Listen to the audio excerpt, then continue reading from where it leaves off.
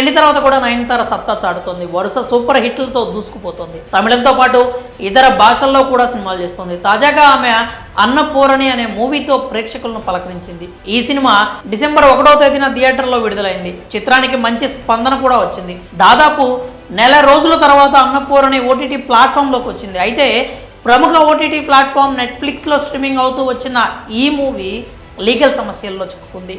ఈ సినిమా హిందువుల మనోభావాలు దెబ్బతీసేలా ఉందంటూ నయనతారతో పాటు ఈ చిత్ర నిర్మాతలు దర్శకుడిపై కూడా కేసు నమోదైంది. దీంతో నెట్ఫ్లిక్స్ సినిమా స్ట్రీమింగ్ను ఆపేసింది. అభ్యంతరకరంగా ఉన్న సన్నివేశాలు ఎడిట్ చేసిన తర్వాత చిత్రం మళ్ళీ స్ట్రీమింగ్ అయ్యే అవకాశం కనిపిస్తోంది. ఇక ఈ సినిమా నిర్మించిన జీ స్టూడియోస్ కూడా ఈ వివాదంపై స్పందించింది. బ్రాహ్మణులకు బహిరంగంగా క్షమాపణలు చెప్పింది. ఈ మేరకు ఓ క్షమాపణ లేఖను కూడా విడుదల చేసింది. హిందువుల మనోభావాలను దెబ్బతీయడం తమ ఉద్దేశం కాదని ఆ లేఖలో పేర్కొంది. కాగా ఈ సినిమాకు ప్రముఖ తమిళ దర్శకుడు నీలేష్ కృష్ణ దర్శకత్వం వహించారు.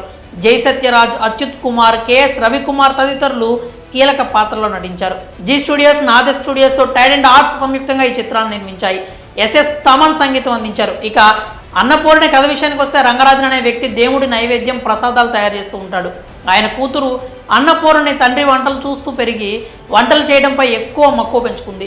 ఆమెకు చిన్నప్పటి నుంచే ఒక గొప్ప చెఫ్ కావాలని కోరిక ఏర్పడుతుంది. ఇదే విషయాన్ని తండ్రికి కూడా తెలియజేస్తుంది. బ్రాహ్మణ కుటుంబంలో పుట్టి మాంసాహారాలు వండే షెఫ్ ఎలా అవుతావు అని ఆయన నిలదీస్తాడు.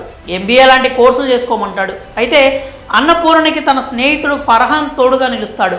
ఎంబీఏ, షెఫ్ 2 కోర్సులు ఉండే ఒక కళాశాలలో షెఫ్ కోర్సులో చేరుతుంది. అయితే కొన్ని సన్నివేశాలు హిందువుల మనోభావాలు దెబ్బతీసే విధంగా ఉండడంతో మూవీ స్ట్రీమింగ్ నిలిపేశారు. మరి దీనిపై మీ అభిప్రాయాలు ఏంటో కామెంట్స్ రూపంలో తెలియజేయండి.